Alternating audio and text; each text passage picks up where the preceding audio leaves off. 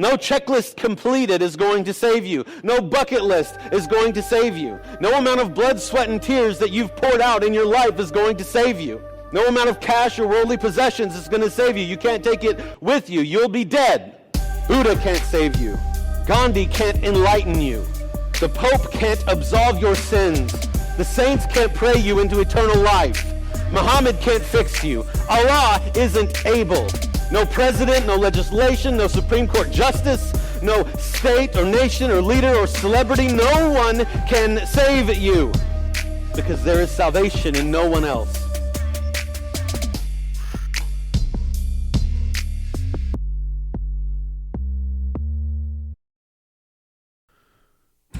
All right, everybody, there is salvation in nobody but Jesus. I'm starting this off today with a reading from Thomas Boston. He says in a writing that is called The Art of Man Fishing, says this, "And thou, O my soul, mayest make this thy exercise. If thou hadst a heart that could mourn either for thyself or others, though indeed it is no great wonder that God does not countenance with much success the like of me, who am the meanest, the most unworthy of them all, not worthy to take his covenant in my mouth, who am a child in piety, and the mystery of godliness, though not in years, who am a poor fool, having a weak heart and a shallow head, who might rather be learning of others than teaching them, who can but wade about the outer parts of that depth into which others can enter far, who have so little love to Christ and so little pure zeal for his glory, can say so little for the truth and so little against error, who am altogether unworthy and insufficient for these things. No wonder, I say, God does not countenance me when others that are as tall as cedars in the Lord's vineyard do so little good. Even others that are great men in the church for piety and learning, but yet seeing I am called out to preach this everlasting gospel, it is my duty to endeavor, and it is my desire to be a fisher of men." Okay, everybody. So, here is the deal. There is a crazy looming controversy that is going on. If you've seen the title of this, you already know what I'm going to talk about today. I didn't actually want to talk about this, mainly because there are 450 billion people who are already doing videos about this. But as I thought about it, this channel, the main and first purpose of this channel is to minister to the people in my church, at our local church, Hillside Baptist Church here in Dickinson, North Dakota. And so I've been asked more than once at this point, if you're in our church and you've been part of the fellowship and the life of the church, chances are you are a person who has heard of Alistair Begg. And so I've been asked about this a few different times now because of the advice that he gave to a grandmother. Now, the first thing that I want to do is I think help guard us against just becoming like the very cancel culture that we tend to be at war with. So I don't want us to write a brother off because of something he said or because of an erroneous view that he holds. I think that it's a mistake to get a big eraser or get some whiteout and get rid of decades of faithful gospel ministry and preaching and teaching and helping people simply because someone has an error in their thinking or has a blind spot or is just flat out wrong about something. And so I wasn't going to do this, but it's been brought up a time or two. And so I thought it might be helpful for those who are in my local church. If not helpful for any of you, I don't want to do this to do like view fishing, right? I'm not interested in just doing this for clicks or whatever. So I wasn't going to do it, but I'm going to just really as briefly as I can address the Alistair Begg comments, and chiefly because, I mean, one of the it actually kind of fits in with our month here in engaging with our culture, because that, I think, is what Alistair is attempting to do, at least at some level, right? We all want to. I just read from one of Thomas Boston's writings about fishing for men, being fishers of men, which we're called to do as disciples of Christ. And so that's what we long to do. And we don't do a good job. We never do a good enough job. That's not possible. We're always striving to learn more. We're always striving to do better. We're striving to understand the scriptures more completely, more fully. I haven't arrived. You haven't arrived. At the end, Paul himself, who God used to write some of his very word, hadn't arrived, and says as much multiple times. And so there's short version of this is we have a learning to do, all of us. And I want to give a man like Alistair Begg. So here's the difference, right? Typically when we bring up like false teaching or something like that, it's a person who is a known false teacher, right? Someone who doesn't have decades of faithful ministry under their belt. So Andy Stanley is someone who we've interacted with a little bit in recent months. And Andy Stanley has been faltering in major gospel-changing areas for decades at this point. So this is different, right?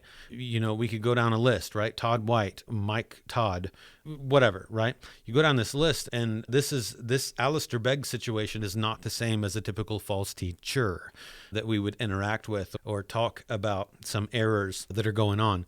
And so this is different. So what I'm going to do, okay, I'm going to go over to the screen here. This is just a short video. I haven't even watched all of this, so I hope it's the right video. But I think this is the comments that he made that have become so controversial. So we'll watch this, listen to it if you're just listening to the podcast. And then I'm going to go over to another guy who I think has some errors that I think is rock solid on this. And so we're gonna roll over to another video after this. And well, it's neither of these actually are videos, but both of them are just audio, but with a screen. So, okay, so here's what we're gonna do. So Alistair, the gist of the controversy is this: Alistair Begg essentially gave advice to a grandmother that, and again, we're missing all sorts of context. We're missing the rest of the conversation. I haven't listened to this entire interview from Alistair Begg, so this is not to be taken as gospel, what we're doing here, because this is a very short clip. It's the controversial bit. But essentially, regardless of context and everything else, Alistair Begg gave advice to a grandmother and said that she, in her particular circumstances, that she should go to her son's or grandson's rather wedding, and he was getting married to a transgender person. Okay, so that's the big hubbub. And so ever since then, the explosion on X and Facebook and YouTube and everything else, Instagram, has been should Christians attend gay weddings? This is something that, frankly, I think has been settled for a while, or at least people have had conversations and landed wherever they are. And so it's weird to me a little bit that this has been brought up again. But nevertheless, let's just listen to Alistair's own words here. Again, we're missing a conversation that's happening before this and likely some conversation after this, but this is just the controversial bit of his words, and then we'll go from there. And I suggest that you buy them a gift. Oh, she said, what? She was caught off guard. I said, well, here's the thing. I played the wrong thing here. I want to play this video. People may not like this answer, but I asked the grandmother, does your grandson understand your belief in Jesus? Yes. Does your grandson understand that your belief in Jesus makes it such that you can't countenance in any affirming way the choices that he has made in life? Yes. Okay, so this is epically important that we think about this particular bit of what he said. Now, some folks will watch or have watched or listened to it's a radio program. No one watched, but some people have listened to the comments that he's going to make after what he just said that we'll get to, and have blotted out in their minds what he has just said. So Alistair Begg wanted to make it clear the grandmother has made her stance against what is happening clear to her grandson. Does your grandson understand that in your view, what he is doing is incorrect?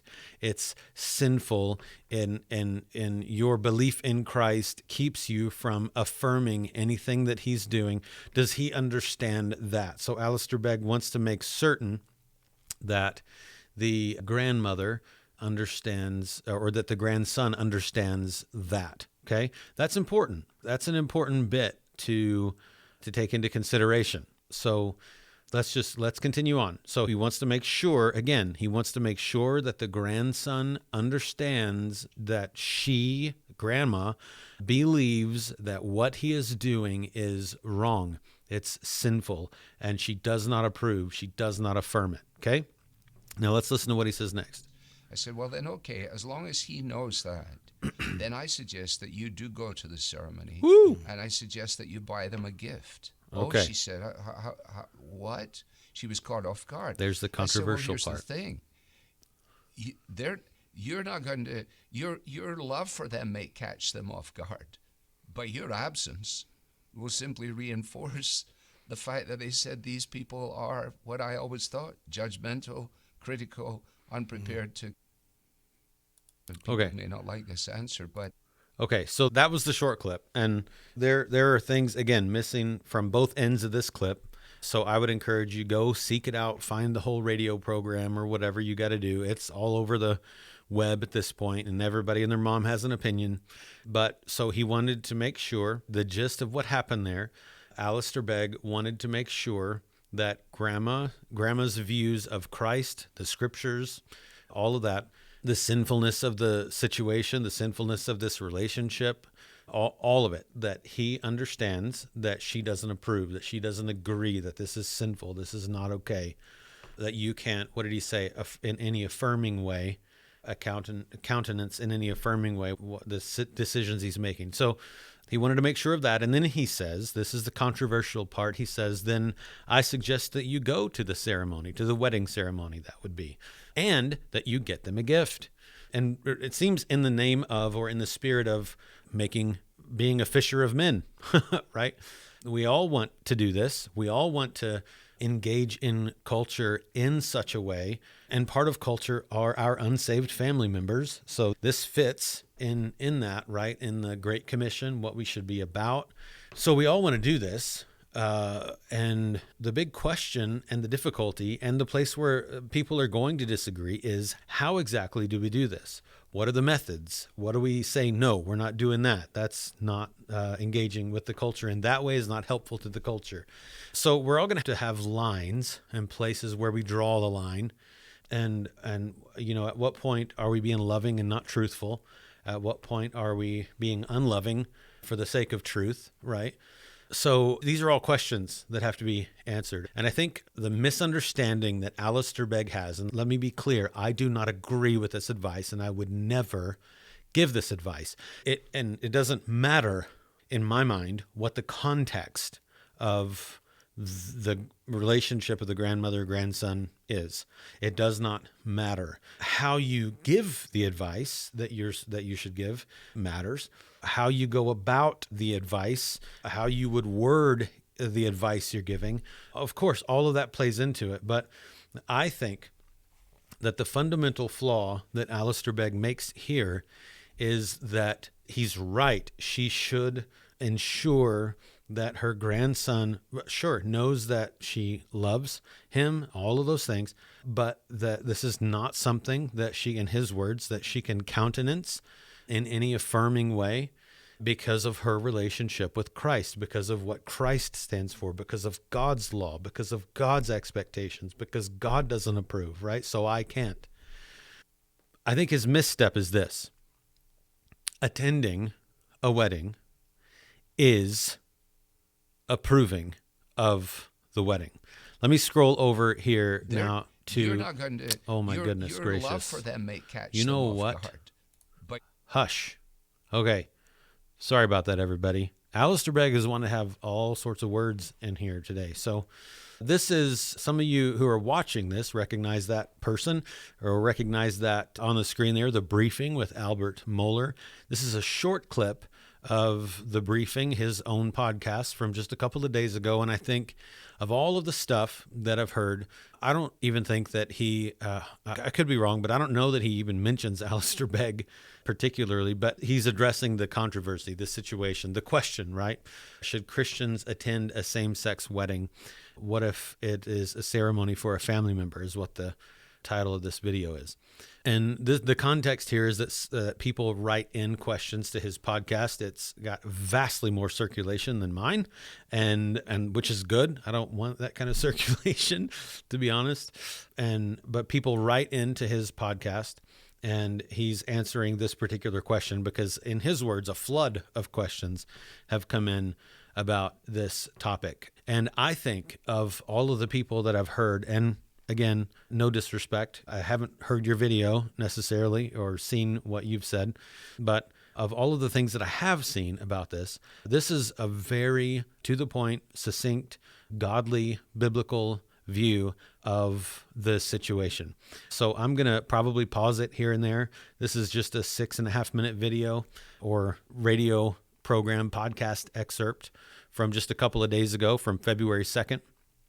So I'm going to play this. This is what I believe is the biblical response or biblical way to think about this question. Should Christians attend a same-sex wedding is his actual question. And so this is a question that is important because many of you have family members or friends who are engaging in this part of the sinful culture in our world. And we need to know as Christians we don't just shun them. We don't just say, oh, well, you're dirtier than me. I'm not like you, right? Because the fact of the matter is, yeah, you are. You're just simply saved by grace. You're simply saved through no merit of your own because of the merit of Christ. And so this is the big question, right? How do we, as best we can before God, be fishers of men in this particular situation? So I'm going to let Al do some talking here, and we'll go from there.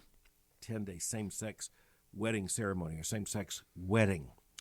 And on this issue, frankly, I've been writing about this and talking about this very question for, nearly 20 years in one way or another. But focusing on the question becomes all the more urgent once you had the formalization of same-sex ceremonies and then covenant services, as they were called, and then same-sex marriage in some places, and then after the Obergefell decision in 2015, same-sex marriages, as they are called. It's hard to believe, but just before he really gets into his point, he said, writing about this in some sense for over 20 years now, or for about 20 years now. And if Obergefell decision was in 2015 and it's 2024 now, this is something that it's been legalized for almost 10 years now. It's hard to believe it's already been that long, but that's why I say in the beginning, like, it's kind of weird that we're still wondering what we should do here, but hopefully this will clear it up a little bit. They're legal, and same-sex weddings becoming more routinized. And so, one of the first reasons I had to bring this up was because of a student who asked me a question urgently because of a question from his own family. Now, again, that was 20 years ago when I was asked that question. And the first thought that came to my mind is, this isn't hard. This isn't really hard at all. And it's not hard because of what a wedding is. A wedding is a celebration. A wedding is a covenant ceremony of one sort or another. It may be confused, but it's a covenant ceremony. It's being declared as the formal public declaration of a thing. And that's... So if you just hear what he says already, right, that I enjoy that he very plainly just says, this is actually not hard. This is not very complicated, because one of the things, in dealing with this question from our church's standpoint, from people in our church asking me, one of the comparisons that came up was Well, what about like the people who go and stand outside abortion mills and plead with mothers and that sort of thing? Could this, in this context, could this not be looked at as kind of a last-ditch effort here to engage, to plead the cause? And my brief answer to that, and he's right here, and my answer would go along with what he's saying here. No. This is not the same thing, because even, and I think he gets into more detail about this too, but even attending a wedding is you participating in a wedding, because the purpose of a wedding, you as a participant, even if you're not like standing up next to the bride or bridesmaids or groomsmen or something like that, or an usher, or you play no formal role, the very nature of what a wedding is means that your attendance is playing a formal role. You play the part of one of the witnesses of this ceremony. And so I don't want to like spoil what he's going to say, but you've heard a lot of people don't do this now because it's dangerous, I guess, but it shouldn't be, right? This statement in a wedding where someone will say, where the preacher or the officiant will say that if there's any reason that anyone knows any reason that these two shouldn't be wed, let him now speak or forever hold his peace. And that the reason that's there, right, is because weddings, as someone in attendance of a wedding, you are there to be a witness and a fellow celebrant of what is going on. You're there to give approval. Like, that's the purpose. You are there in your approval of this union. Okay, so on a couple of different levels, this is not okay for the Christian. On one level, it is not okay or biblical or godly for a Christian to marry an unbeliever. So we're not even talking about a same-sex wedding. We're talking about just in general, right? A wedding that is unbiblical in some way or form or whatever. Your attendance to that wedding is your approval of that wedding, of those two people being married. And so now already there's one level, right? But on another level, a same-sex wedding, so God defines, and we've talked about this before, so I'm not going to hammer it, right? God defines what a wedding is, what a marriage is, rather. God is the one who defined it in the beginning. The very first human relationship was a marital relationship, and it was between one man and one woman, and was meant to signify God and his people, that relationship. And so even the marriage relationship is an image for us to look at. It's a picture of God and his bride. And so as we think about same-sex weddings, that is an oxymoron biblically. That is not something that exists. It's like saying, it's like talking about spotted elephants, right? Like it's something that has been fabricated by our society, by our culture today. Same-sex marriage does not exist because, here's why, because the state, the government, no king or queen or legislature or president or Supreme Court justice or justices have any authority to redefine what they didn't have authority to define in the first place. So when the Obergefell decision is laughably outside of their purview, the Obergefell decision was a group of people who declared a new definition for something they had no right to define in the first place. And that's the problem. God has defined marriage. So a same-sex union is not a thing. It's made up. It's a fabrication. And so attending, it is a statement of approval. And I think that's where Alistair Begg's big misstep actually is, because he's not taking into account that regardless of the relationship, regardless of the difficulty that might arise from you saying, I can't attend this, you can't attend this because you to say, I can't countenance this decision in any sort of affirming way, and then to go to the wedding is countenancing, is that a word? Is you doing that in an affirming way? By definition, that's what attendance at the wedding is. And it is, in fact, not good. It's not speaking the truth in love anymore. It's not loving anymore. And you're not speaking the truth anymore to attend. Now, the reality, I know part of the backlash that people are going to give to this kind of thinking is, but so the grandma and grandson, I don't know that obviously the dynamics. Alistair knows the dynamics of that relationship, and what I'm sure is the strain of that relationship and the difficulty of that relationship. And so I think probably that the grandmother must be yearning for a mended relationship, for a redeemed relationship, for a good, close, loving relationship with her grandson. Who wouldn't be? But the fact of the matter is, there are things that outlast any even blood relationships that we have in this life. And where I would stand and fall is Jesus very clearly says that he will, well, let me just go there. Okay, so in Matthew chapter 10, beginning in verse 16, so this is the bit of Matthew, and it's in the Synoptic Gospels. It's in Mark and Luke a little bit as well in different places. But this is the point in which Jesus is sending out the disciples to do ministry the way that he'd been doing ministry. And he says this in verse 16 of Matthew chapter 10. He says, "Behold, I send you out as sheep in the midst of wolves. So be shrewd as serpents and innocent as doves. But beware of men, for they will deliver you over to the courts and flog you in their synagogues. And you will even be brought before governors and kings for my sake, as a testimony to them and to the Gentiles. But when they deliver you over, do not worry about how or what you are to say, for it will be given to you in that hour what you are to say.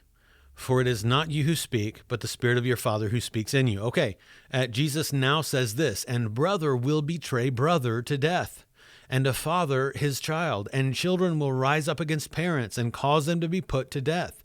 And you will be hated by all because of my name, but it is the one who has endured to the end who will be saved. But whenever they persecute you in this city, flee to the next.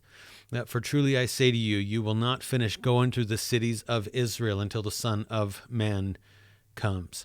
And so this is just a bit of, this is what we can expect, right? The truth actually the truth unites believers, okay? The more we work out our salvation in fear and trembling, the more that we huddle around the truth of the Word of God. Yeah, there are going to be denominations and disagreements and little things like that and differences, but the truth of the gospel is what unites us, okay? But the truth of the gospel is what divides us from the unbeliever.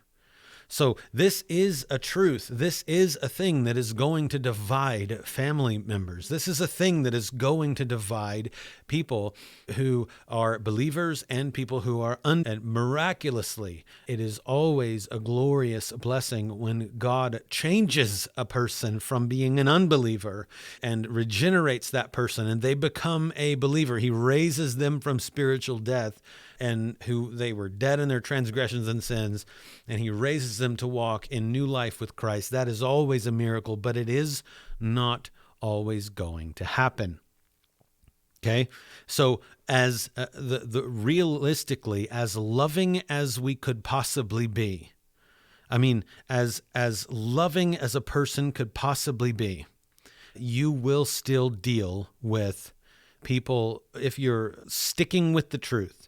Even if you're truth and love, right? If you're not being intentionally divisive and intentionally a jerk and intentionally judgmental and forgetting that such were some of you, if you're doing this with the heart of Christ, who is compassionate and loving toward people, the gospel is still going to offend them.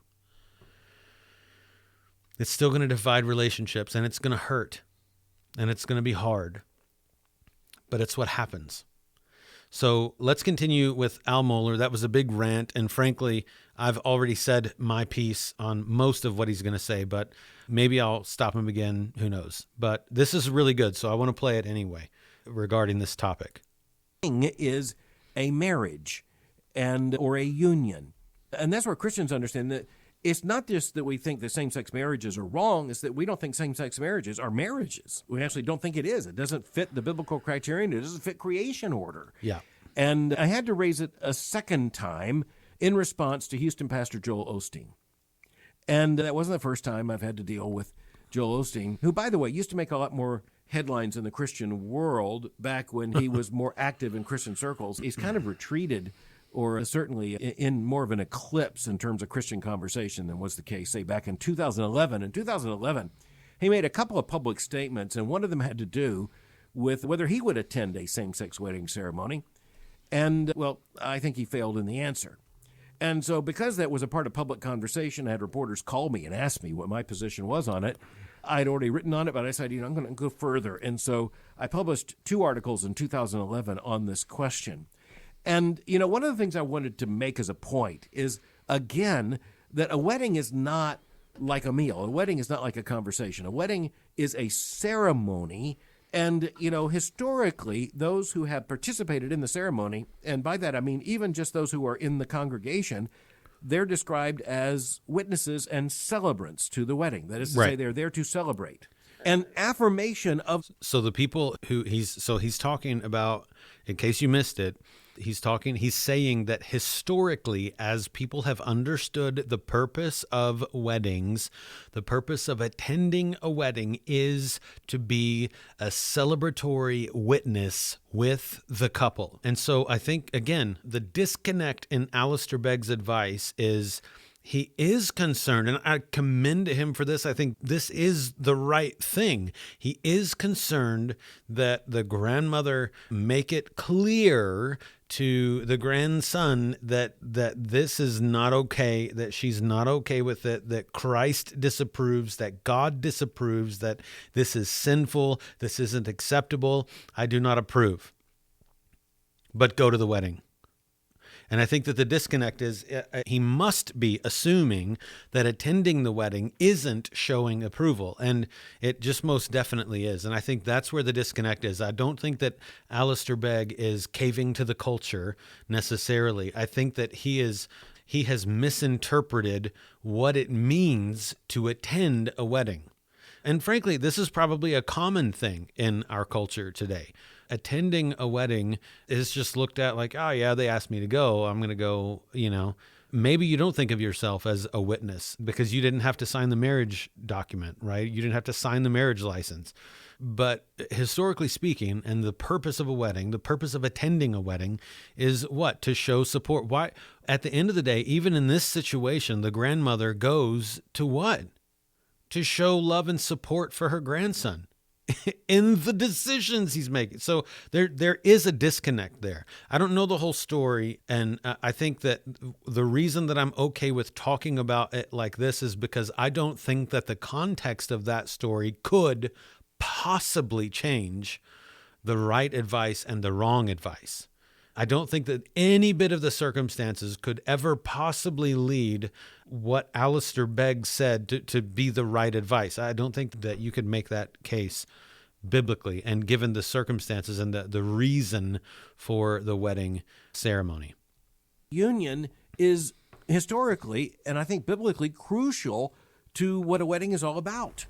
It's one of the reasons why the most foundational language in terms of marriage in Western civilization, the most foundational language in the English-speaking world is the language of the Book of Common Prayer. And even those who by no means use the Book of Common Prayer for worship, most Protestants use some version of the language of the Book of Common Prayer in the solemnization and the celebration of marriage. That's true. And that's why almost everyone recognizes the language. If there be anyone here who knows any reason why these two should not be lawfully wed, let him speak now or forever hold his peace.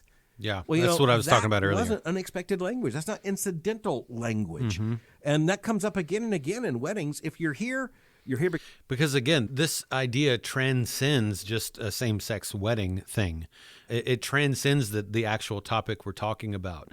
We're talking about just a lawful wedding, a wedding in general. Is there reason that these two, another reason that these two should not be married could be, well, they're committing adultery together, or one of them is just recently got divorced because they were cheating on their spouse with this person they're about to marry, right? There are all sorts of reasons why you should not attend a wedding and affirm it and celebrate with the couple. There are all sorts of things that would make a wedding, unless you show up as the witness to say, okay, I object during that moment. That doesn't ever happen anymore. But unless you're there to do that, okay, that might be the only. So let's say it that way. If you're going to be at a wedding where you know for a fact it's not a godly wedding, it's not what God wants, it's not what God would affirm, or in this case, it's not even actually a wedding or a real marriage that's happening. If you're going and you know for a fact that phrase is going to be uttered, and if you are then going to stand up and object on biblical grounds, then you can attend the wedding, right? And then you could attend the wedding, because that is the purpose of being there, is to either give your approval, or in the rare or never case at this point in history where this phrase is uttered, speak now or forever hold your peace. In this case, it would be to voice your disapproval or godly biblical reason why these two should not be wed. Now, I would argue that so many marriages would be objected to nowadays. So this is why nobody wants to take that chance, because we're getting married. I don't care who's in the audience or objecting or whatever.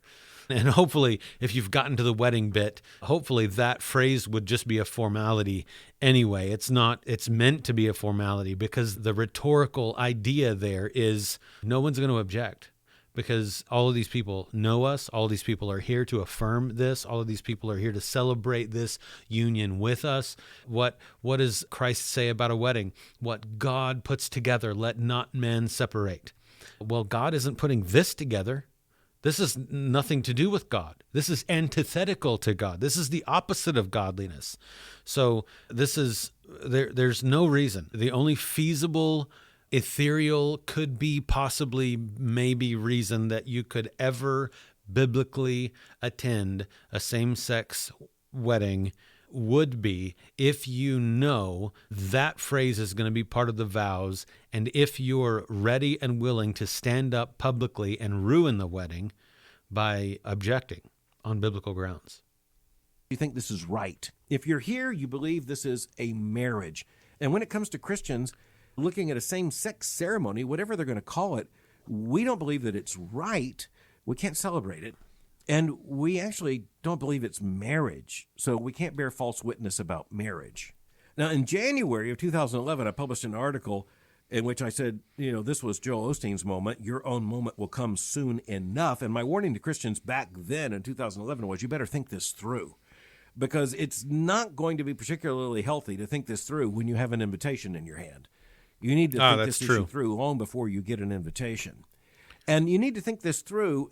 He makes a really good point here, because we should not have to ask this question when we've been invited or when we're confronted by a family member face to face or something and put in this predicament and we haven't thought about it or thought through it. So thinking through cultural things that are going on, and how, as Christians, how are we to respond biblically?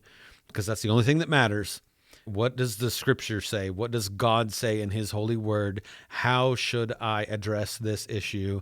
We should have answers to that. Now, you're not going to be able to do that 100% of the time, because there always are like blind sides, right? Like where we are blindsided and get asked a question we've never thought about before, or didn't have the foresight to see, like, this is a thing we should, come to some sort of agreement.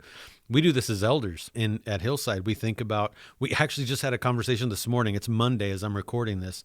We had a conversation this morning about what even if we're not all completely on the same little jot and tittle theological page with this particular issue, I won't talk about what it is, but even if we're not on the exact same page with this, we do need to be on the exact same page with how do we address it in our local church. So we're trying to think ahead for if hypothetical situations arise.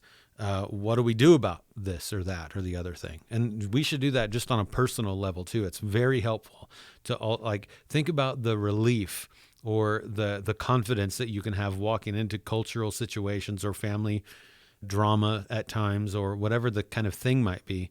If you already know where you stand, you already know why, you already know the foundation is the scripture, you already know the scriptures that you would point to that tell you why I can't support or I must support this or whatever. Man, it's just you walk through life with so much more surety, so much more assured, with so much more confidence in your stance and where God has brought you. Yeah, maybe it would be a helpful exercise for everyone to think about these kind of things ahead of time and do some research, do some thinking through difficult topics and that sort of thing. So anyway, let's keep going. Biblical terms, which is not just about whether you should go or not, but why. And then, what else is important to this context? Because if you're invited to a wedding, and here's something we just need to acknowledge. If you're invited to a wedding, there must be some relationship with at least one of the parties in this ceremony. And so I think it's emphatically true that Christians do not want to have no relationship. Or to put it another way, it is not true that Christians should seek to avoid any relationship with someone who's identified as LGBTQ or someone who is in some kind of same-sex relationship. But there's a category distinction between, fostering a relationship and even, say, sharing a meal and table fellowship. There is a categorical distinction between that and being a celebrant at a ceremony. That's a categorical distinction, and I think that's important, and I'm going to make that argument.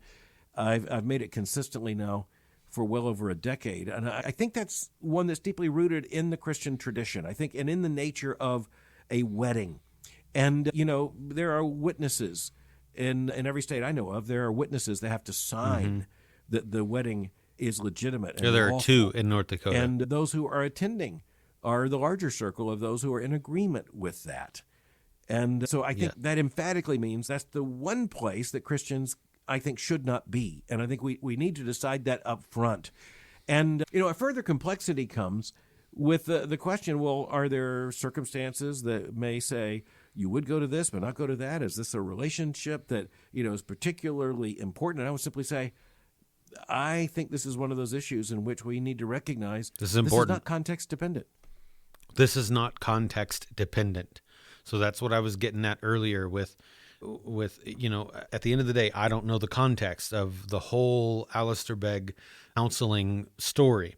And frankly, no one but him and the grandma do, right? Or whoever else might have been in the room. I don't know. But nobody knows the full context because no one was there. No one knows the exact story, the exact representation of their relationship, the grandma and the grandson, the ins and outs of it, the dynamics of it, where it's faltering, where it's good, where it's healthy, where it's unhealthy. No one knows those things except them. However, in this particular instance, with this particular question, in this particular issue, the context does not matter. It does not dictate what the correct biblical answer or way to look at this is. The context is irrelevant to this particular question. Now, it's not irrelevant in general because, of course, again, we all have to wrestle with what Thomas Boston was wrestling with, what I was reading at the beginning of this, if you could even understand it. I know it was old language for us, but old enough that I even stumbled a little bit here and there reading it. But we all want to be fishers of men. We want to be successful as we evangelize, especially those that, we have special relationships with family members. We love our family members. We want our family members to know Christ if they don't. We want them to be growing in Christ. We want this for them. right? We want their eternity to be secure. We do not want our family members to end up in hell, paying for their own sins, rather than having Christ pay for their sins freely. We don't want that. And so the thing is, though, when it comes to this, so this to me is are we to obey God rather than men? It's that black and white. It's that cut and dry. It really doesn't need a huge conversation around it, even though that's what this is getting. We don't need a huge conversation around this. It's really, and this is a sarcastic way to say this, but really, this isn't rocket science. Showing up is approving. That's how weddings work. And so I'm gonna exit out of this whole thing here for this time. We have a lot of great things coming up the rest of this month for you. Talking to a friend later in the month, that one will come out. Or talking to a friend Corey Nielsen, who I have some theological differences with, and some of them are significant ones. And yet, so we're going to talk about that, and we're going to talk about how do we then still remain brothers? How do we then engage with the culture around us, even though we are Christians who disagree on some things? How do we disagree with one another and still engage in the culture? Also going to be talking with, and this one will come out before, a school administrator, a Christian school administrator here in town from Hope Christian Academy here in Dickinson, North Dakota. Good Christian school, and I would recommend it for sure if you're leaning in a Christian school kind of way. And they're moving more and more toward classical education, I hear. And so that's only going to get better and more solid. And so I'm excited for that journey that they're on. Always, we're all on a biblical journey. We're all on a journey trying to figure out what exactly does the Bible say? What exactly does the Bible mean? And how exactly does that apply to my particular situation? How do I live then, right? And this is one of those questions, what we've dealt with today, that I think is very timely. And yet it's really not difficult. When you understand the purpose of a wedding and you understand the purpose of attending a wedding, this is not a hard question, okay? Even if you don't have a beard, think about it.